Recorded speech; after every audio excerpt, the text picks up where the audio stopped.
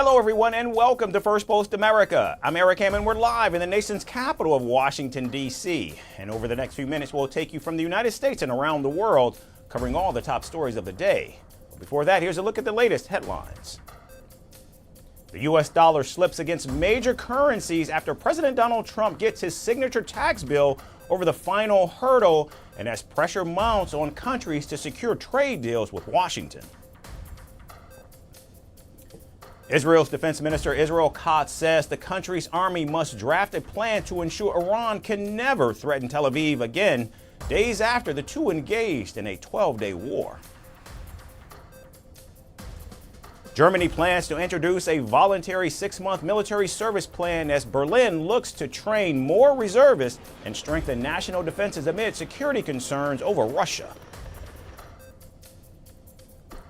China says it welcomes Russia's decision to become the first country to recognize the Taliban regime in Afghanistan, vowing to pursue a foreign policy of friendship towards the South Asian nation. And Turkish officials say firefighters have contained 6 of the 9 wildfires sweeping through a western province after the blazes killed 2 people and forced thousands to evacuate earlier in the week.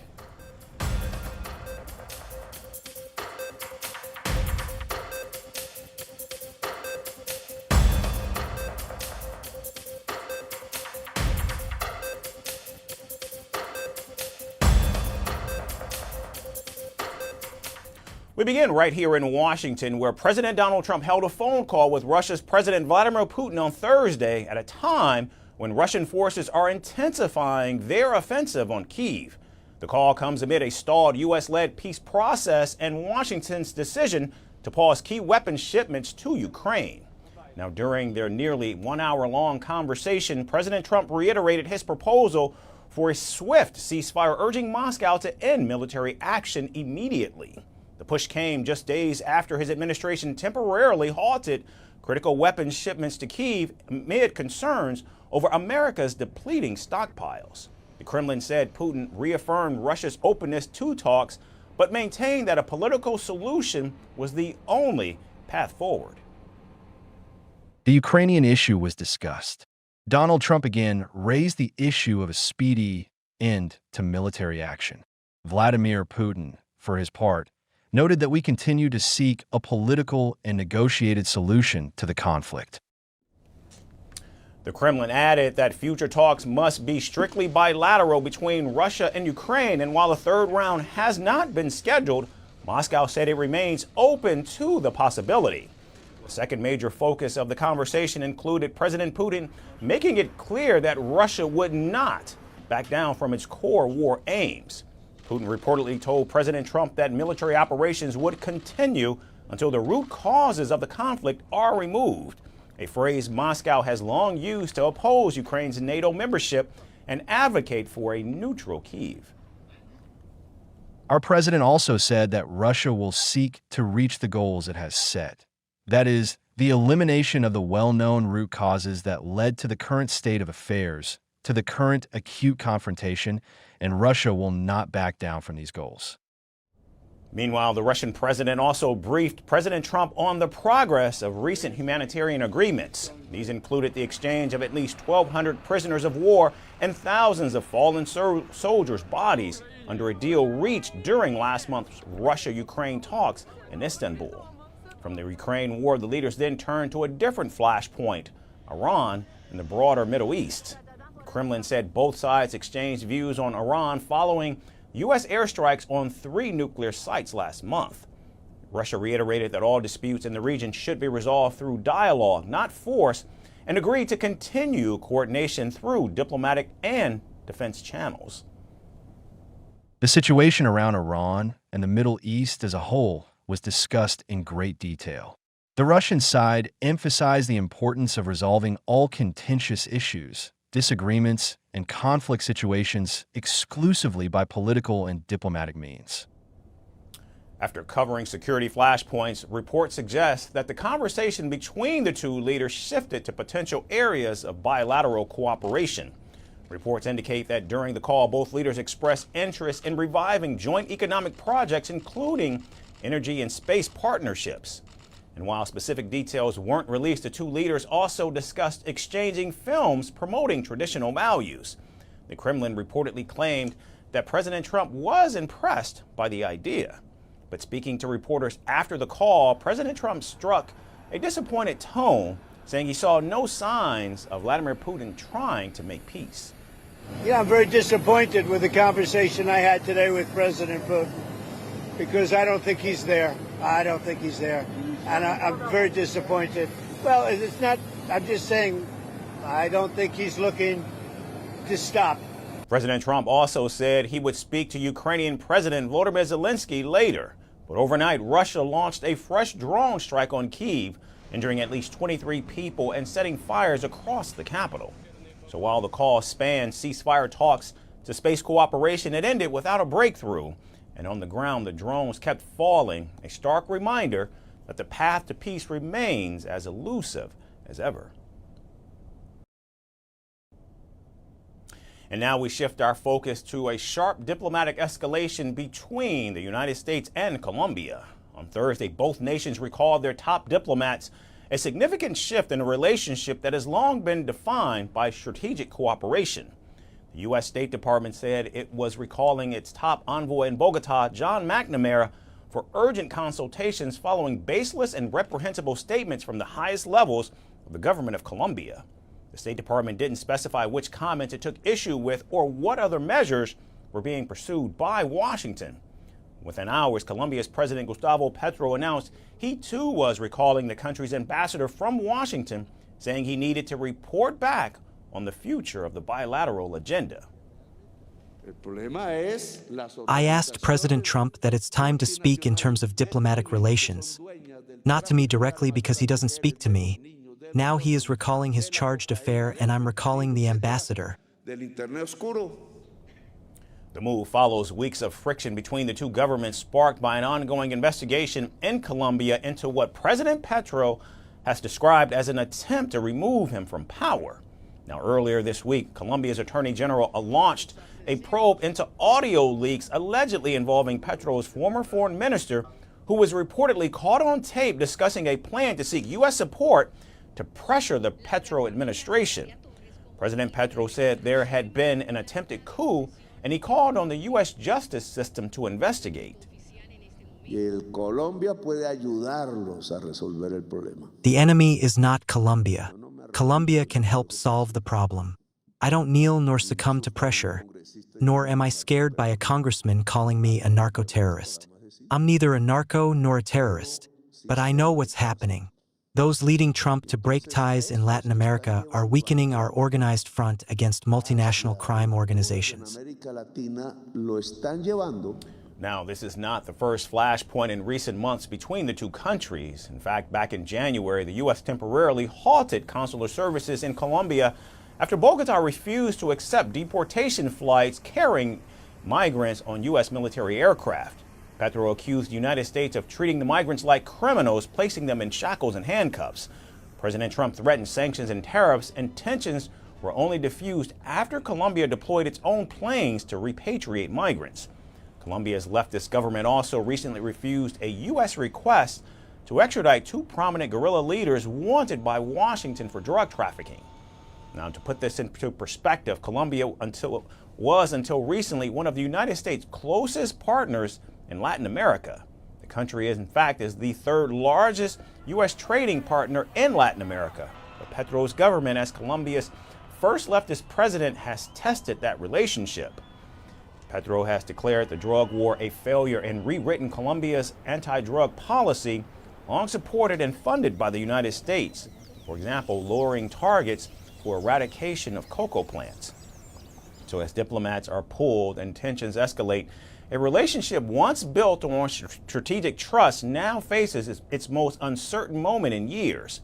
And with key alliances strained and policy priorities divided, the U.S.-Colombia partnership may be heading into uncharted territory. Mid-flight disturbances continue to raise concern for air travelers, and this time a violent altercation on board a Frontier Airlines flight from Philadelphia to Miami has led to the arrest of a 21-year-old Indian man from New Jersey.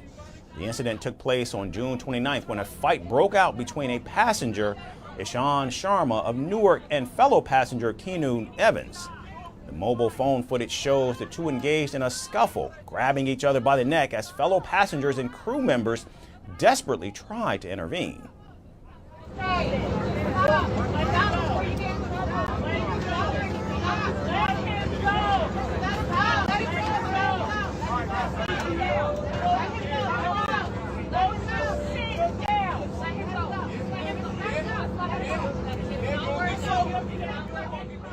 Now, according to Evans, who was seated just ahead of Sharma, the attack came without warning. He told the Miami-Dade Sheriff's Office that Sharma was returning to his seat when he suddenly grabbed him by the throat. Before the assault, Evans even claimed that Sharma began laughing in a dark manner and made bizarre threats. He was doing some dark laugh like ha ha ha ha ha. And he was saying things like, "You puny mortal man, if you challenge me, it will result in your death." Now, Evans said he initially informed flight attendants about Sharma's behavior and was advised to use the assistance button if it continued. And when the threats persisted, he pressed the button and stood up to confront Sharma. And that's when the situation really escalated.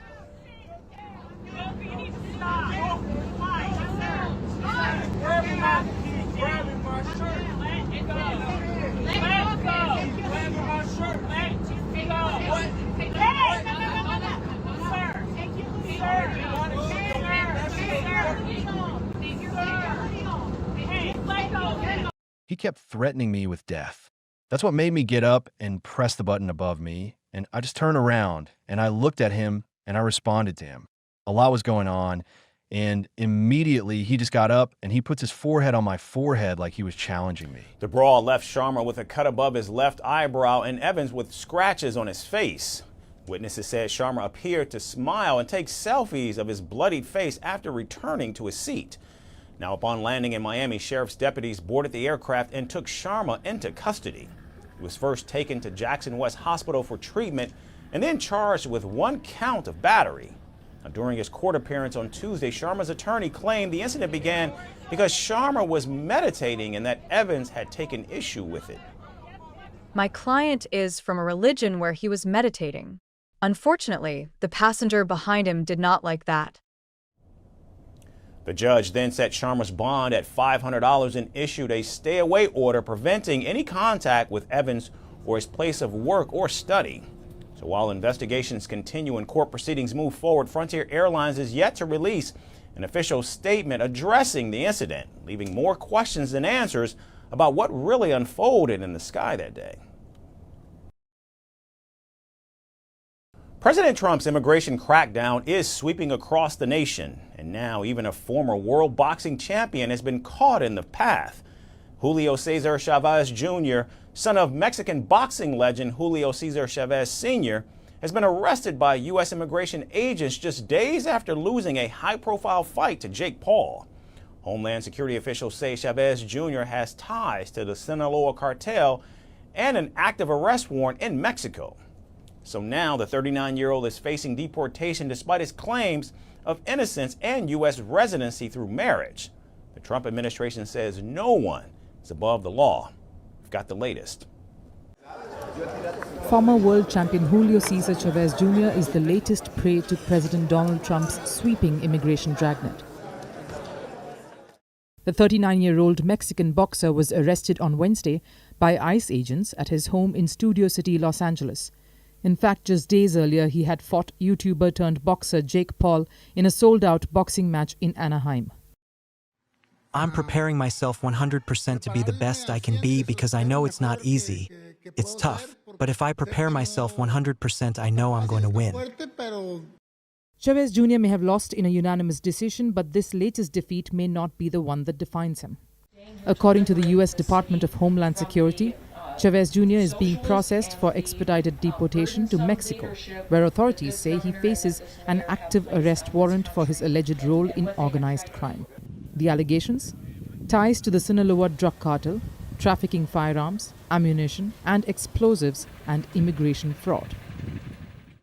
This Sinaloa cartel affiliate with an active arrest warrant was arrested by ICE. Under President Trump, no one is above the law, including world-famous athletes. The DHS says Chavez Jr. entered the US in August 2023 on a tourist visa that expired in February 2024. He later applied for permanent residency in April, claiming marriage to a US citizen, Frida Munoz Chavez. But officials say that the application was riddled with lies and the marriage raised red flags. Because Frida was previously married to Edgar Guzman, the late son of El Chapo, the imprisoned leader of the Sinaloa cartel. Homeland Security says this connection, along with a pattern of criminal behavior in the US, made Chavez Jr. a prominent target. Back in 2024, he was convicted of illegal assault weapon possession. In 2023, a judge issued a warrant over suspected weapons trafficking. Earlier run-ins with the law include a 2012 arrest for driving under the influence without a license, a suspension for banned substances in 2009, and a marijuana-related suspension in 2013. However, Chavez Jr.'s legal team calls the allegations absurd.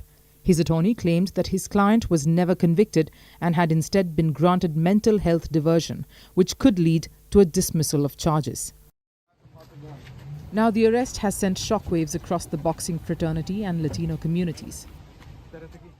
Chavez Jr., son of legendary boxer Julio Cesar Chavez Sr., has long been a beloved, though controversial, figure in Mexican sports. Speaking to the LA Times just weeks before his arrest, Chavez Jr. criticized recent immigration raids in Los Angeles. I was scared, to tell you the truth, to come here and see Trump attacking immigrants for no reason. It's very ugly. As deportation proceedings move forward, Chavez Jr. remains in federal custody. And for now, it's clear Trump's immigration crackdown isn't sparing legends, champions, or even celebrities.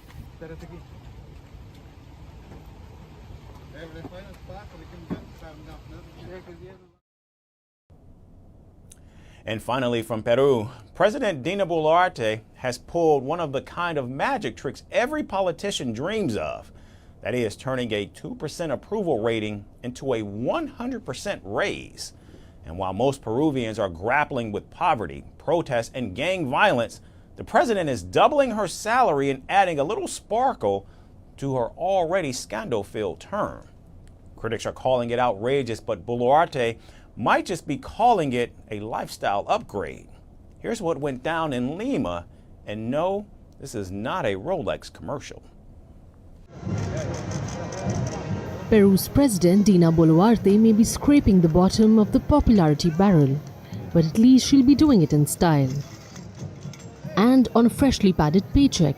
With just 1 year left in office, the 63-year-old has decided it's time for a little self-care. And by that, we mean doubling her salary. According to an official decree that popped out of nowhere, Boluarte will now take home around $10,000 a month, a noticeable jump from her old $4,400 paycheck. That's almost 30 times Peru's minimum wage. Because apparently, leading a country through gang violence, political unrest and Rolex Gate is priceless. This comes merely months after her government flat out denied any plans for a raise. So they either lied or had a very dramatic change of heart after checking how well paid her presidential peers are across Latin America. Peru's economy minister stated that they compared her salary with 12 other presidents in the region and she was second last, just above Bolivia. The weighted average of the salaries of 12 presidents and this projection of what would be an extension of executive power positions has been compared, and the result is the value approved today in a decree of 35,568 sols per month. However, the residents of Peru weren't thrilled with this. It seems illogical to me. I think this only happens in Peru. The average Peruvian lives on minimum wage, and I don't think she should be doing this. She's about to leave office, and there's no need to raise her salary.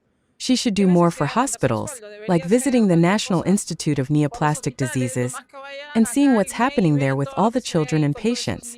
That's the reality of our country.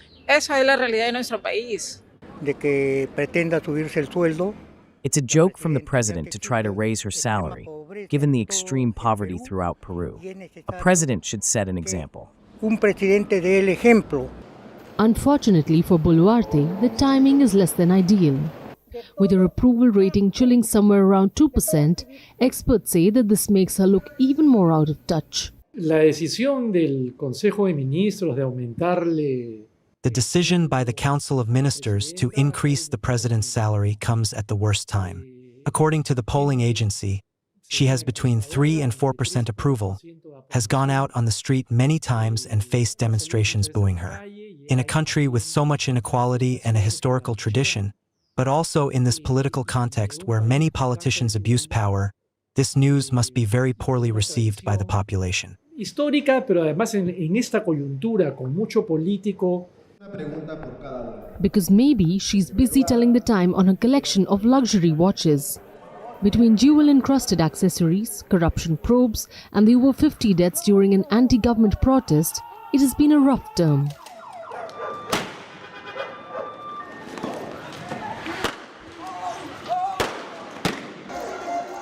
But hey, nothing a little pay raise can't fix.